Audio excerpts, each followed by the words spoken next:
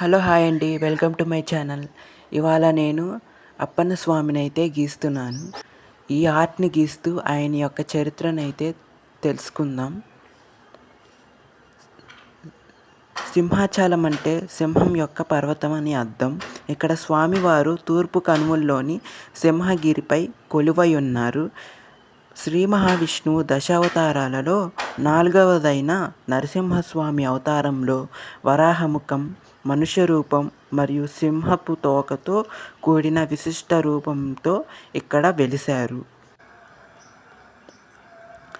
స్వామివారిలోని ఉగ్రరూప వేడిని తగ్గించడానికి ఏడాది పొడవునా సుమారు 4 అంగుళాల మందం గల చందన లేపనంతో కప్పి ఉంచుతారు.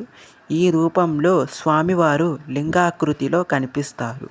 ప్రతి ఏటా వైశాఖ శుద్ధ తదియ అంటే అక్షయ తృతీయ నాడు మాత్రమే స్వామివారి చందన కవచాన్ని తొలగిస్తారు.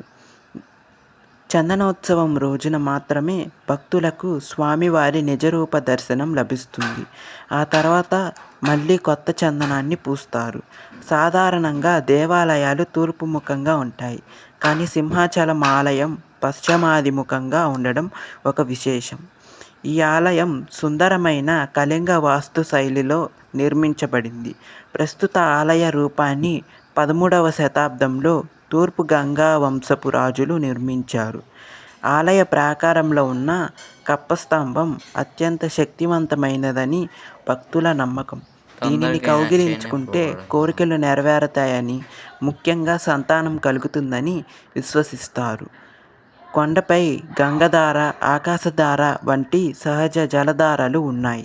గంగధారలోని నీరు ఔషధ గుణాలు కలిగి ఉంటాయని భక్తుల నమ్మకం. ఆషాఢ పౌర్ణమి నాడు సుమారు 32 కిలోమీటర్ల దూరం గల సింహాచలం గిరి ప్రదక్షిణ చేయడం ఇక్కడ ప్రధాన ఆచారం. భక్తులు స్వామిని ప్రేమతో అప్పన్న లేదా సింహాద్రి అప్పడు అని పిలుచుకుంటారు. అప్ప అంటే తండ్రి లేదా రక్షకుడు అని అర్థం. కొండపైకి చేరుకోవడానికి సుమారు 1000 మెట్లు ఉన్నాయి. వీటిని భైరవ ద్వారం అని పిలుస్తారు. హిరణ్యకశిపుని నుండి ప్రహ్లాదుని రక్షించడానికి స్వామివారు ఇక్కడ వెలిశారని, ప్రహ్లాదుడే ఇక్కడ మొదటి విగ్రహాన్ని ఆరాధించారని పురాణాలు చెబుతున్నాయి.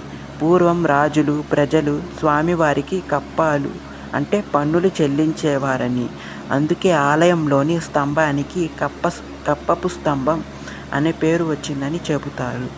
భక్తుల కోసం కొండపైకి వెళ్ళడానికి దేవస్థానం ప్రత్యేక బస్సు సౌకర్యం మరియు సొంత వాహనాల కోసం టోల్ రోడ్ సౌకర్యం కల్పిస్తుంది.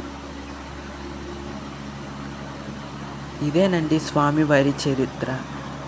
నేను వేసిన ఆర్ట్ ఎలా వచ్చిందో కామెంట్ చేయండి, లైక్ చేయండి, షేర్ చేయండి, సబ్స్క్రైబ్ చేసుకోవడం మర్చిపోకండి. Thank you for watching. Next వీడియోలో కలుద్దాం.